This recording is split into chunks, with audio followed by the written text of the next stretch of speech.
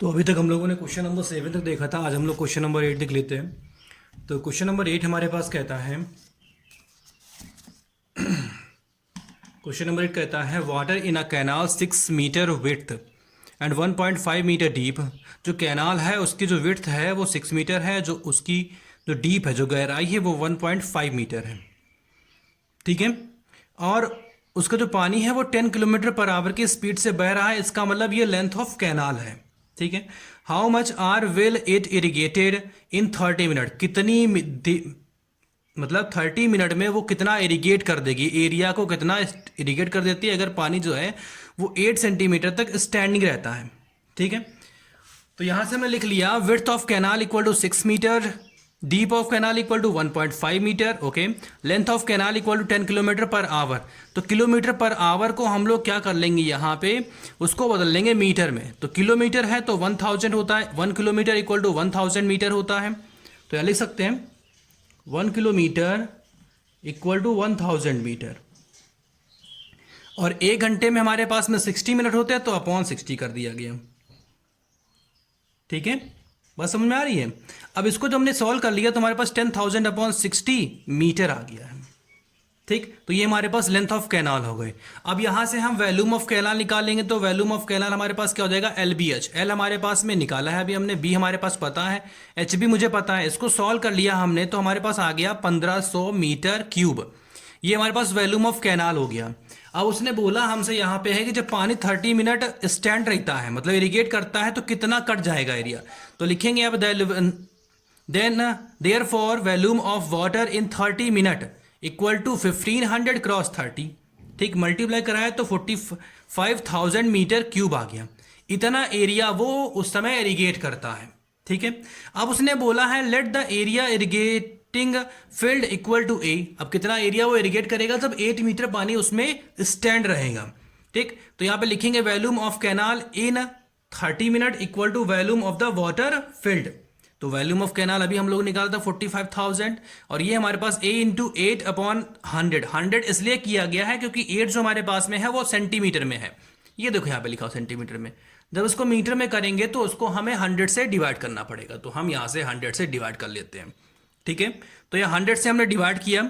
उसके बाद क्या हुआ, ये 100 हमारे पास इसके साथ में क्रॉस मल्टीप्लिकेशन में चला गया। ठीक है, तो यहाँ पे हमारे पास इतना हो गया 8 ए इक्वल टू 45, और हमारे पास 50 अपॉन 8 काटा जब इसको हमारे पास में, तो हमारे पास आता है 562500 मीटर स्क्वायर। इतना एरिया इरिगेट हो जाएगा 30 मिनट में, जब पानी 8 मिनट तक वहां पे रुकता है तब। ठीक है, अगर पानी वहां 30 मिनट तक नहीं रुकता है तो इतना एरिया इरिगेट नहीं होगा। ठीक है, अब उसके बाद हम लोग आते हैं क्वेश्चन नंबर 9 के पास में। क्वेश्चन नंबर 9 उसने बोला है a farmer connect a pipe of internal diameter 20 centimetre from a canal. उसने बोला एक पाइप जो हमारे पास में है वो एक कैनाल से उसको कनेक्ट करता है। ठीक है, तो ये हमारे पास पाइप है और ये हमारे पास उसकी स्पीड है और ये हमारे पास उसका डायमीटर है 0.2 metre.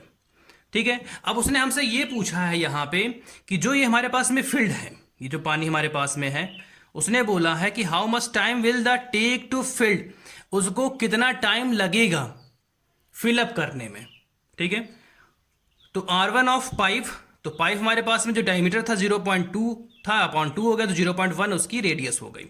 Length of pipe H1 equal to 3 kilometre per hour है। इसको भी हमने वैसे सेम किया ऊपर वाले में किया, तो हमारे पास 50 मीटर आ गया।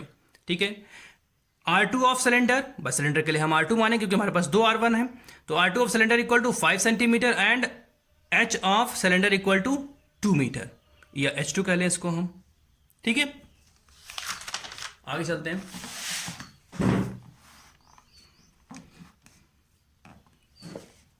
अब यहां पे हमारे पास में आ गया let the tank will complete fill equal to T minute. अब जो टैंक है वो टी मिनट में कंप्लीटली फिलअप हो जाता है। तो अब क्या करना पड़ेगा, जो पहले वाले पाइप है तो उसका volume equal to cylindrical tank का वैल्यूम।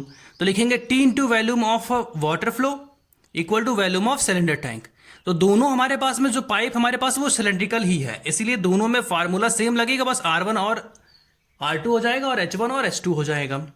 ठीक है, तो यहां पे हो जाएगा T cross pi R1 square H1 equal to pi R2 square H2। अब पाई यहाँ भी तो पाई पाई कट गया। R1 हमारे पास में 0.1 था तो वो रख दिया, H1 हमारे पास 50 था तो वो रख दिया, R2 हमारे पास 5 है वो रख दिया, और H2 हमारे पास 2 है वो रख दिया। जब 0.1 का स्क्वायर कराया 0.01 आया, और 50 मल्टीप्लाई में 5 का स्क्वायर 25 क्रॉस 2 हो जाता है, इसको मल्टीप्लाई का 50 कट गया तो यहाँ बच गया हमारे पास 1, तो ये 1 है।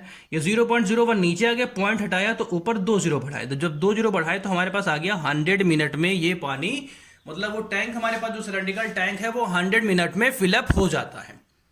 ठीक है, उसके बाद हमारे पास चैप्टर नंबर 13.4 आता है, बट इसको थोड़ा ध्यान से करेंगे। उसको करने से पहले हमारे पास 2 फार्मूले हैं, उनको बहुत इंपॉर्टेंट तरीके से याद करना है। अगर वो फार्मूले आप नहीं याद करोगे तो इसमें क्वेश्चन नहीं लगेंगे। ठीक है, तो volume of frustum equal to होता है 1/3 पाई एच, ब्रैकेट के अंदर R1 square plus R2 square plus R1 R2, ये हमारे पास वॉल्यूम ऑफ फ्रस्टम होता है।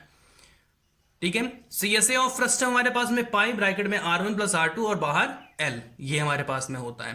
तो ये दोनों फार्मूले सही ढंग से याद होने चाहिए, अगर ये याद नहीं होंगे तो क्वेश्चन लगाने में बहुत दिक्कत आएगी। ठीक है, तो इसका पहला क्वेश्चन शुरू करते हैं। तो पहला क्वेश्चन हमारे पास में है, ड्रिंकिंग ग्लास, जो पीने वाली ग्लास होती है ना तो वो सिलेंडर होती है और ना ही वो कोन होती है, उसको हम लोग कहते हैं फ्रस्टम। ठीक है, in the shape of frustum of a cone, height 14 centimeter, the diameter of its two cylindrical end are 4 centimeter and 2 centimeter. Find the capacity of glass. अब उसने बोला है ग्लास हमारे पास में है जिसकी हाइट हमारे पास 14 सेंटीमीटर, डायमीटर हमारे पास 4 सेंटीमीटर, ऊपर वाले का और नीचे वाले का 2 सेंटीमीटर है। तो यहाँ हमने लिख लिया R1 of frustum equal to 4/2 equal to 2 centimetre, R2 of frustum equal 2/2 equal to 1 centimetre, H of frustum equal to 14 centimetre. ठीक है, अब यहां हमको निकालना है वॉल्यूम ऑफ ग्लास, तो लिखेंगे volume of glass equal to जो हमारे पास फ्रस्टम का फार्मूला है वो यहां लगा देंगे 1/3 पाई एच, ब्रैकेट में R1 square plus R2 square plus R1 R2। तो ये 1/3 हो गया, पाई की वैल्यू 22/7 होती है, एच हमारे पास 14 होता है तो 7 से काट दिया इसको तो 2 आ गया। R1 हमारे पास 2 है तो 2 का स्क्वायर, H2 हमारे पास में 1 है तो 1 का स्क्वायर प्लस R1 2 और H2 1। ठीक है, जब इसको काट दिया तो 22 2 से हमारे पास 44 होता है और 3 अपॉन में था तो हो गया 2 का स्क्वायर 4, 1 का स्क्वायर 1 और 2 1 2। ठीक है, इन दोनों को ऐड किया तो 7 आ गया, 7 से इसको 44 को मल्टीप्लाई किया तो 308/3 आ गया। अब इससे इसको डिवाइड कराएंगे तो मिक्स सेक्शन में 102 होल और 2/3 सेंटीमीटर क्यूब हमारे पास में ग्लास का वॉल्यूम आ गया। ठीक है, तो ग्लास हमारे पास जो होती है वो फ्रस्टम में होगी। जितने भी क्वेश्चन अब यहां शुरू होंगे वो सब फ्रस्टम के ही होंगे 13.4 में। ठीक है, अब उसके बाद हमारे पास में आता है question number 2, the slant height of a frustum of a cone is 4 centimetre slant height and the perimeter of its circular ends are 18 and 6 centimetre perimeter है। Find the CSA of frustum, हमें यहाँ पे CSA of frustum निकालना है। क्या निकालना है? CSA of frustum.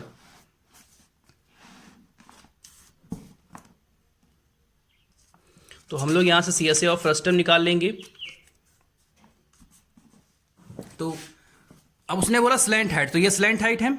ठीक है, तो पेरीमीटर ऑफ अपर पार्ट हमारे पास 18 है तो पेरीमीटर का फार्मूला होता है 2 पाई R, और बट हमें यहाँ पे 2 हमारे पास है तो हमें R1 और R2 करना पड़ेगा। तो ये R1 कर लिया equal to 18, R1 equal to 18/2 pi, 2 pi से 18 कट गया तो 9/पाई R1 आ गया। पेरीमीटर ऑफ लोअर पार्ट हमारे पास में 6 सेंटीमीटर दिया गया है, तो लोअर पार्ट हमारे पास 2 पाई, R2 हमारे पास हो जाएगा इक्वल टू 6, तो R2 इक्वल टू 6/2 काट दिया 2 से तो हमारे पास 3/पाई, तो ये R2 की वैल्यू आ गई। CSA of frustum equal to formula हमारे पास अभी हमने पीछे बताया उसको याद कर लें। तो फार्मूला होता है पाई ब्रैकेट में R1 प्लस R2 और बाहर L है, ये H नहीं है। ठीक है, तो पाई हो गया, R1 हमारे पास 9/पाई था, R2 हमारे पास 3/पाई और इंटू 4, इसको ऐड किया तो 12/पाई आ गया, पाई कट गया, 12 4 जा 48 सेंटीमीटर स्क्वायर। तो ये हमारे पास में क्या आ गया? Volume of CSA of frustum, CSA of frustum. इसमें TSA ऑफ फ्रस्टम नहीं होता है।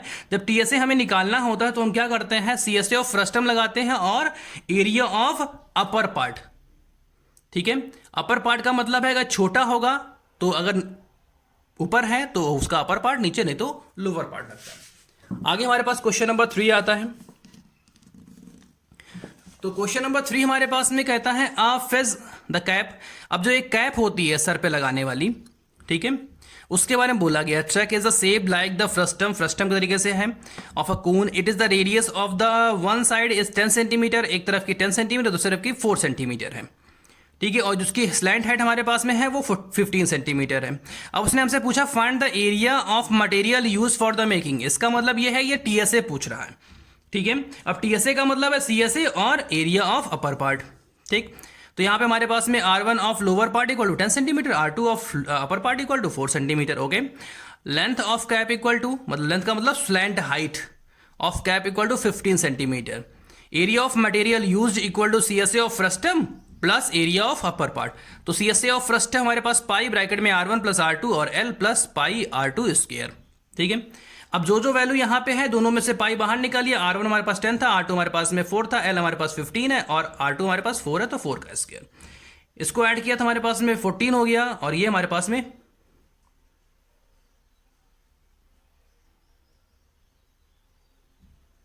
ये 15 और ये 4 का स्क्वायर हमारे पास 16 हो गया। अब यहां से थोड़ा गड़बड़ हो गया क्योंकि यहां पे तो ये तो पाई रह जाएगा। अब 15 फोर से हमारे पास में कितना होता है 60 होता है, 6 कैरी हो गया, 15 है 15 और 15 1 15 और 6 हमारे पास में हो गया 21।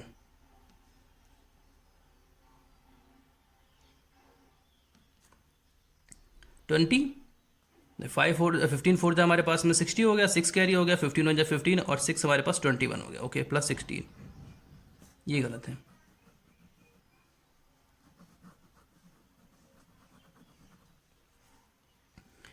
तो ये हमारे पास हो गया। अब ये पाई हमारे पास स्क्वायर कर लेते हैं तो ये 6 हो जाएगा, 2 हो गया और 2 हो गया इनटू, अब पाई 22 अपॉन 7 इंटू 2 2 6। अब इसकी मल्टीप्लाई करा लेते हैं हम, 2 2 6 इंटू 22,